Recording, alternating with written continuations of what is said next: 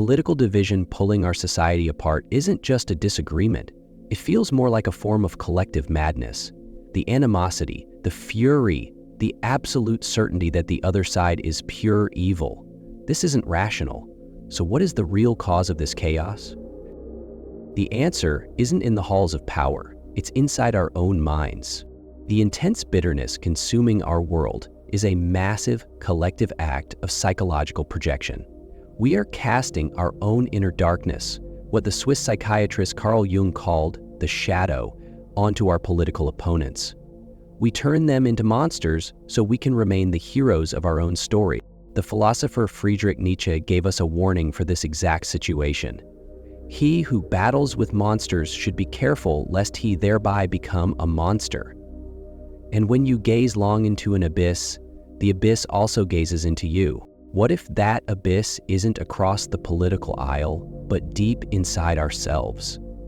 This is the story of how that happens, and what it means for every single one of us. Let's just be honest with ourselves about where we are. The political climate today isn't really a debate, it's a field of conflict. It feels like a low-grade culture war waged with words, memes, and votes. The division isn't just about whether taxes should be higher or lower anymore. It's become something far more fundamental, something that feels intensely personal. For so many people, it's gotten to the point where they can't even imagine dating someone from the other side, or where an insult to a political figure feels like a personal attack. This is a classic case of what psychologists call group polarization. It's the tendency for our views to get more extreme the more we discuss them with people who already agree with us. Our social media feeds become echo chambers. Our news sources become confirmation bias machines. We retreat into our own ideological bubbles, where our beliefs are never challenged, only amplified. And the result? The other side stops being a group of fellow citizens with different priorities. They become caricatures, reductions of actual human beings into a single negative idea. The philosopher-psychologist Carl Jung once noted that thinking is difficult. That's why most people judge. Think about the words we use. We don't just disagree with them, we label them. If you lean left, you might see the right as hateful, ignorant, bigoted, selfish, or authoritarian. If you lean right, you might see the left as decadent, weak, naive, entitled, or unpatriotic. Each side sees the other as the embodiment of everything that's wrong with the country, a collection of the very traits they despise most. Let's get real for a second. What's the most common label you hear applied to the other side? Drop it in the comments. I'm genuinely curious what you all are seeing out there. This isn't just a political disagreement, it's a moral crusade. It's a battle for the nation's soul. And this feeling, this anxiety that our very rights and the future of the country are at stake has become a major source of stress for the vast majority of adults. We're trapped in a vicious cycle. The more we resent the other group, the more negatively we judge their ideas. And the more we judge their ideas, the deeper our resentment grows. But here's the critical question. Is this level of anger rational? Is it really based on a calm assessment of policy? Or has our political world been hijacked by a deeper, invisible force? The sheer venom, the absolute certainty, the inability to find any common ground, these feel like symptoms of something more than just a simple disagreement. They are the fingerprints of a psychological process, one that protects our own ego by tearing our society apart. To understand that process, we have to turn away from the shouting heads on TV and journey back to the early 20th century, to a clinic in Switzerland where one visionary doctor was mapping the hidden territories of the human mind. He was about to give us a key to unlock the very crisis we find ourselves in today. In the first half of the 20th century, while the world was being convulsed by ideologies and world wars, a Swiss psychiatrist named Carl Gustav Jung was looking inward. He'd started as a protege of Sigmund Freud, but eventually broke away to develop his own, much broader view of the human psyche. Jung wasn't just interested in our personal anxieties, he was worried about the soul of modern humanity. He saw people losing their connection to myth, to religion, to the deep symbolic life that had anchored our ancestors for thousands of years. And he saw that spiritual vacuum being filled by something incredibly dangerous, mass political movements. Jung watched with horror as ordinary, decent people in Europe were swept up in what he called psychic contagions, mass movements driven by unconscious forces. He saw how entire nations could fall under the spell of an ideology or a charismatic leader, committing monstrous acts that the individuals involved would never dream of doing on their own. He had to ask, how is this possible? What allows this to happen? His answer was revolutionary. Jung believed the greatest dangers to humanity were not external threats like famine or disease, but the unexamined darkness hiding inside the human psyche itself. He famously wrote, "One does not become enlightened by imagining figures of light, but by making the darkness conscious." This darkness wasn't just a poetic metaphor. It was a specific, technical concept he developed to describe a fundamental part of every single one of us. He called it the shadow. For Jung, the shadow is everything about ourselves that we refuse to see. It's the part of our personality that our conscious mind, our ego, has rejected or pushed down, usually because it doesn't fit with the idealized version of ourselves we like to present to the world. It's the storage bin for our unwanted thoughts, our secret shames, our primitive instincts, our greed, our aggression, our fears, our vulnerabilities, all the parts of ourselves we'd rather pretend don't exist. And here was Jung's profound insight. These disowned parts don't just go away. They gather in the unconscious, forming a sort of counter-personality. And because we refuse to see this shadow in ourselves, we have no choice but to see it everywhere else. We project it. We cast it out from ourselves and onto other people, other groups, and other nations. This is the very engine that drives our political conflict. It's a psychological escape hatch that lets us confront the opponent out there, so we never have to face the far more challenging one within. So what exactly is the shadow? Imagine your personality is a house. The conscious part, your ego, is the brightly lit living room. This is the part of you that you show to guests.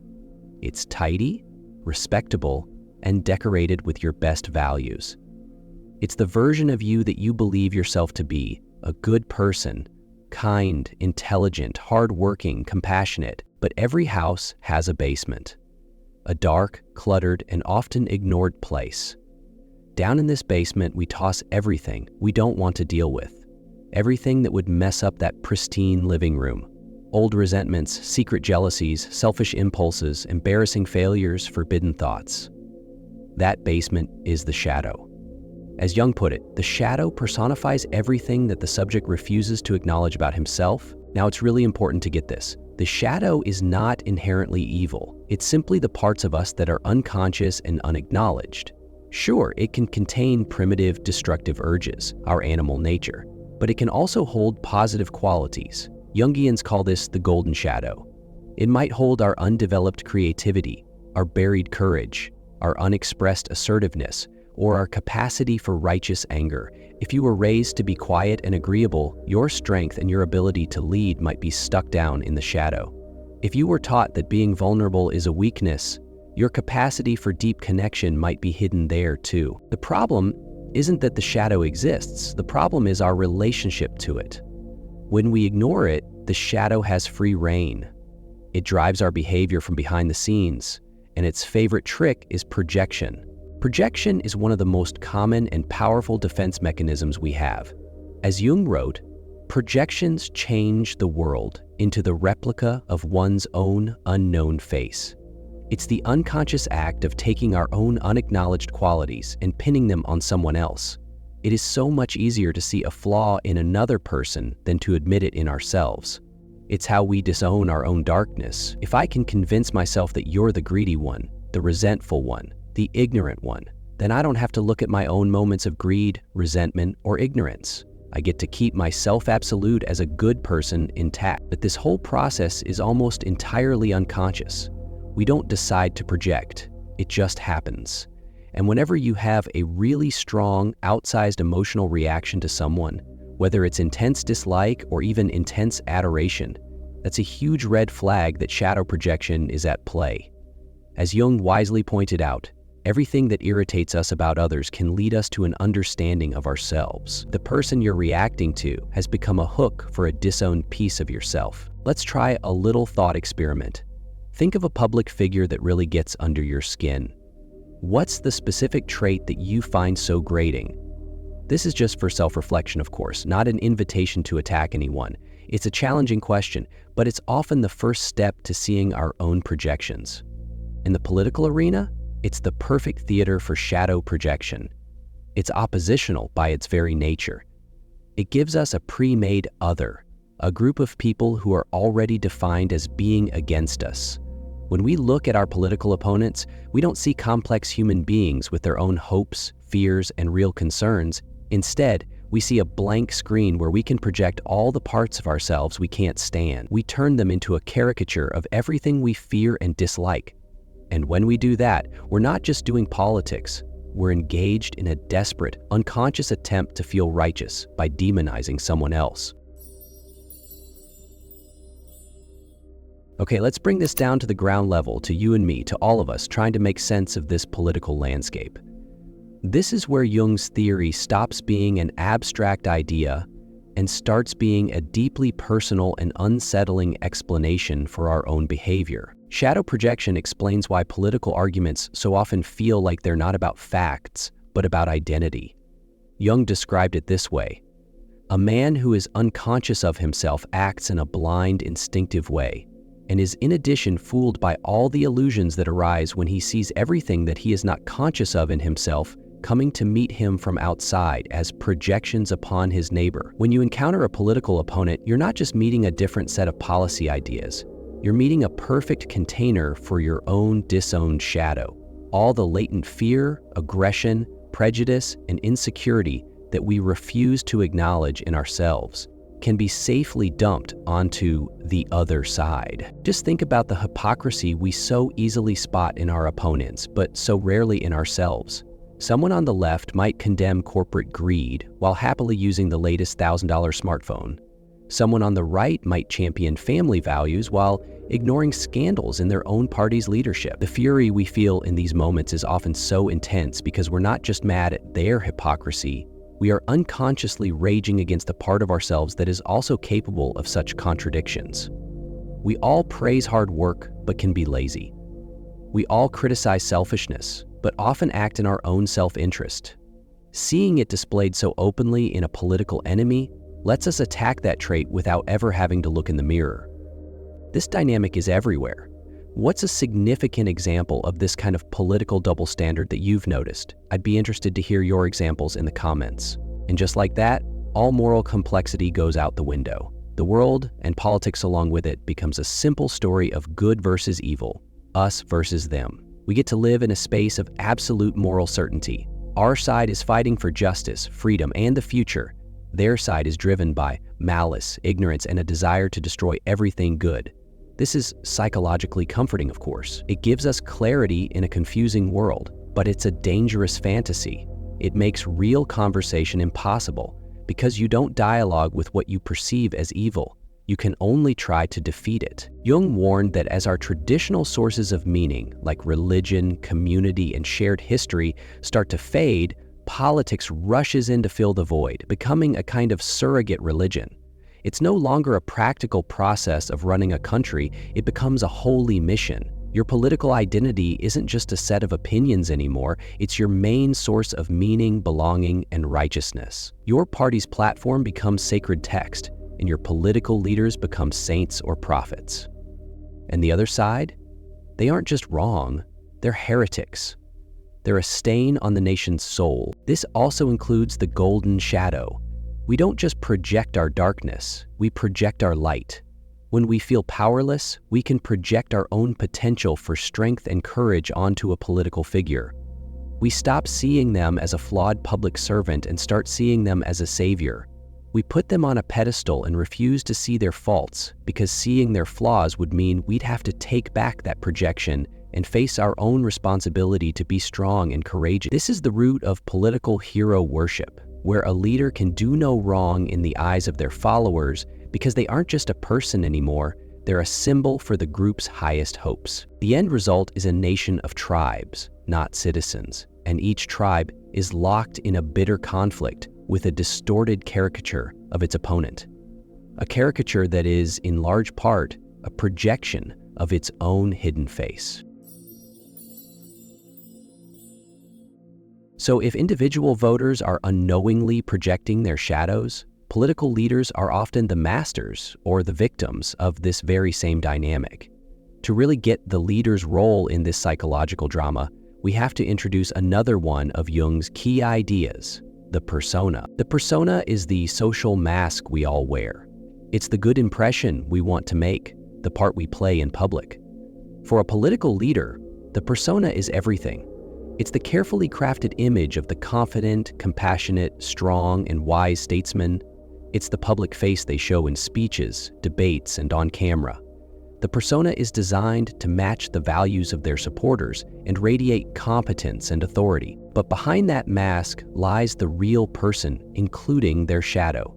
As a saying inspired by Jung goes, the brighter the light, the darker the shadow. The pressures of public life often force a leader to push down their personal flaws, doubts, and insecurities even more intensely than the average person. They have to be on all the time, never showing weakness or doubt. This can create a huge, dangerous split between their public persona and their private self. This is why we're so often shocked by the private scandals of public figures.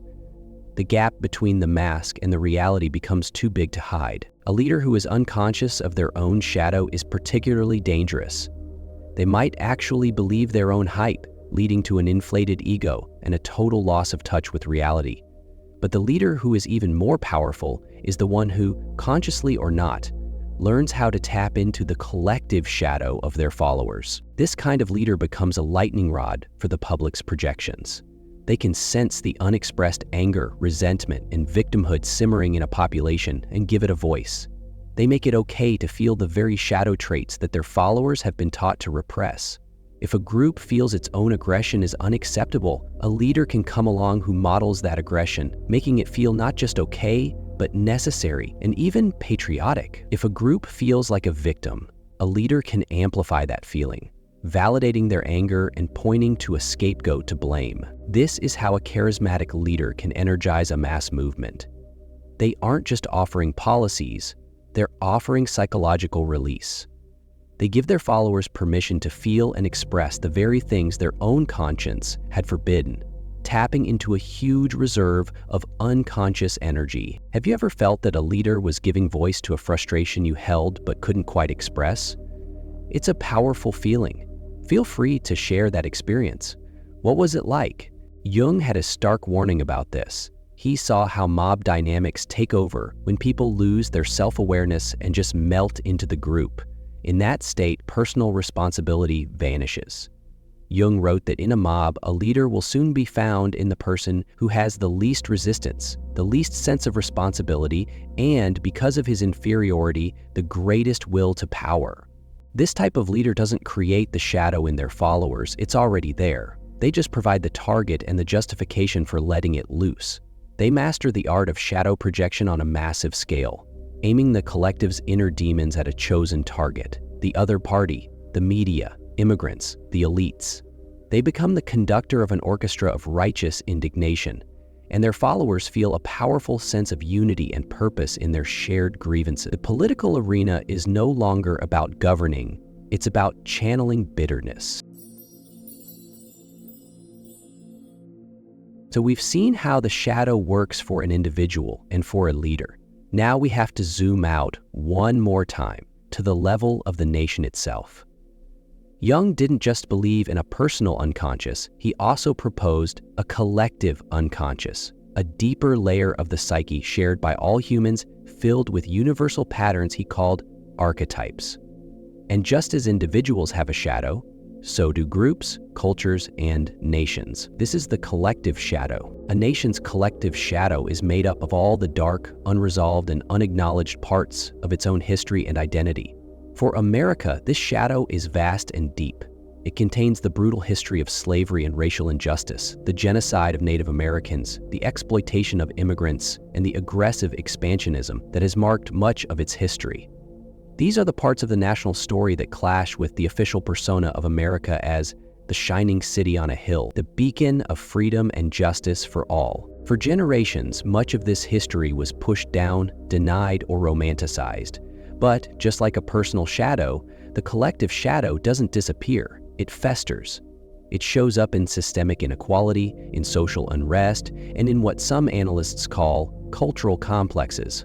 A cultural complex is like a collective raw nerve, an emotionally charged group identity that is highly sensitive to certain historical traumas. The legacy of the Civil War, for instance, has created deep-seated cultural wounds that continue to shape American politics to this day. When these collective shadows are ignored, they fuel the psychic contagions Jung warned about. The entire political landscape becomes a battlefield for these unconscious archetypal forces. The conflict is no longer just about ideology, it becomes mythological. It's not just Democrats versus Republicans, it's a replay of ancient dramas. Order versus chaos, purity versus corruption, us versus them. Each side casts itself as the hero, defending the nation's true soul, while projecting the entire collective shadow onto the other. One side might be seen as the embodiment of a tyrannical, oppressive shadow that wants to strip away freedoms. The other might be seen as the embodiment of a chaotic, decadent shadow that wants to destroy traditional values and order. The political language becomes apocalyptic because, on an unconscious level, the stakes feel truly archetypal. We see this in how many people felt a recent presidential election could be the end of democracy in the US, a fear that points directly to this deep, existential anxiety. This is why compromise feels like betrayal. When you believe you're fighting a perceived archetypal evil, compromise isn't a practical solution, it's a moral failure. It's appeasing the forces of darkness. This dynamic locks the entire country in a state of permanent conflict, where each side is fighting the other's projected shadow. And since that shadow is also a part of themselves, they are in effect locked in a futile and destructive struggle with their own national psyche. The country can't solve its real problems because it's too busy fighting its own ghosts. This is the ultimate danger of an unexamined collective shadow. It turns a nation against itself. If any of this is clicking for you, if you're starting to see our world through this new psychological lens, then I hope you'll subscribe to this channel. We're going to keep exploring the hidden forces that shape our world in future videos. And I'd love to hear from you, so be honest with yourself. When you look at your political opponents, what's the primary shadow trait you see? Is it arrogance, weakness, naivety, cruelty? And here's the tough part. Can you find even a small echo of that same trait in yourself? Being honest about that might just be the start of a very important journey. So, are we just trapped, stuck in a cycle of projection and animosity, battling adversaries of our own creation on every level? It's a pretty bleak diagnosis. But Jung's work isn't ultimately about diagnosis, it's about healing. He offers a path out. Now, this path is not easy, and it isn't some grand political program. It is a deeply personal, individual responsibility. The antidote to the poison of shadow projection is shadow integration. Shadow integration is the process of making the darkness conscious. It means pulling back our projections from other people and having the guts to recognize those same traits in ourselves. It is the difficult, painful, and profoundly humbling work of looking in the mirror and saying, that thing I dislike most in my political opponent, their arrogance, their cruelty, their ignorance, their self-righteousness, I am also capable of that. That potential exists in me too. Jung taught that knowing your own darkness is the best method for dealing with the darknesses of other people. This is not the same as saying everything is relative. It doesn't mean you condone harmful actions or pretend there are no real differences between political ideas. You can and absolutely should still stand against injustice, corruption, and policies you believe are destructive. But you start to act differently. When you integrate your shadow, you're no longer fighting a demon. You're engaging with a fellow, flawed human being who, like you, is a complex mix of light and shadow. When we do this work, the intense emotional fire of our political animosity starts to cool. Why? Because the opponent is no longer a blank screen for our projections. We can see their humanity. We can disagree with them, even fiercely. but we're no longer fueled by that self-righteous blaze that comes from seeing them as the embodiment of our own disowned evil. Humility starts to replace certainty, nuance replaces dogma, and the possibility of dialogue, however slim, is restored. So how do you even start this work? It begins with being radically honest with yourself. First, pay attention to your emotional triggers. The next time you feel that surge of intense anger at a politician or a pundit on TV, just pause. Instead of focusing outward on them, turn your focus inward. Ask yourself, what exactly is it about this person that makes me so furious? Is it their arrogance, their weakness, their hypocrisy? Second, once you've named the trait, ask the hardest question of all. Where in my own life do I show up like that, even a little bit? Maybe your opponent's arrogance mirrors your own intellectual pride. Maybe their perceived weakness mirrors your own fear of confrontation. Maybe their hypocrisy mirrors all the small ways you fail to live up to your own values every single day. This isn't about beating yourself up. It's about reclaiming ownership of your whole self. Third, practice a little empathy by trying to understand the story on the other side. This doesn't mean you have to agree with them, but it means recognizing that their political beliefs, just like yours, probably come from a place of wanting to feel like a good and decent person. Their life, their fears, and their hopes have just led them to a different conclusion about how to get there. This work is the exact opposite of what our political culture wants from us. Our culture screams at us to project, to blame, to simplify, to resent. To do shadow work is an act of rebellion. It's choosing individual consciousness over collective hysteria. Jung believed this was the only way to really change things, arguing that resistance to the organized mass can be effected only by the man who is as well organized in his individuality as the mass itself. As he also wrote, the salvation of the world consists in the salvation of the individual soul. We started by asking why our political world has become so full of animosity. Through the lens of Carl Jung's shadow theory, we've seen that the abyss we fear most is inside of us. We are a nation caught in a massive storm of collective shadow projection. Individual voters create caricatures out of their opponents to avoid their own inner darkness. Leaders tap into this projected bitterness to seize power, and our entire society is haunted by the unresolved ghosts of its own history, replaying ancient, archetypal dramas on the political stage. The result is the world we see right now, a world of division that feels impossible to fix, where stress and anxiety are off the charts, and where we look at our fellow citizens not as neighbors, but as adversaries. The sobering truth Jung leaves us with is that the fault lies not in our political stars, but in ourselves. As another great thinker, Alexander Solzhenitsyn, wrote, "The line between good and evil doesn't run between parties or states. It runs straight through the middle of every single human heart." The path forward then isn't a political one. It won't be found just by electing the right person or passing the right law, as important as those things might be.